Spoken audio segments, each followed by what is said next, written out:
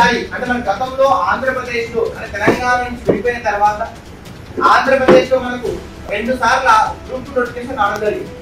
2016 ఒకటి, 2018. సో ఈ 2 నోటిఫికేషన్లు కూడా మనం చూసుకుంటే కేవలం ఒక 300 నుంచి 500 మధ్య పోస్టులు మాత్రమే వేయడం జరిగింది.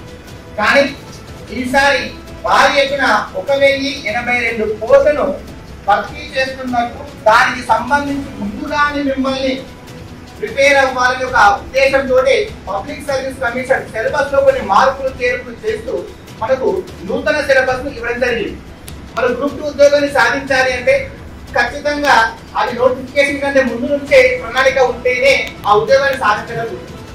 పబ్లిక్ సర్వీస్ కమిషన్ లోనే మనకు అతిపెద్ద పోస్ట్ ఏంటంటే గ్రూప్ 1 ప్రిలిమ్స్ క్వాలిఫై కావాలన్నా యూపీఎస్సీ ప్రిలిమ్స్ క్వాలిఫై కావాలన్నా దానికి స్టాండర్డ్ ఏంటంటే గ్రూప్ 2 సిలబస్ మాత్రమే.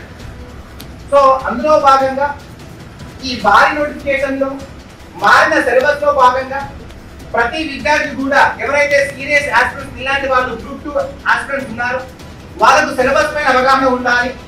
ఎలా ప్రిపేర్ అయితే ఉద్యోగాన్ని సాధించగలుగుతారు.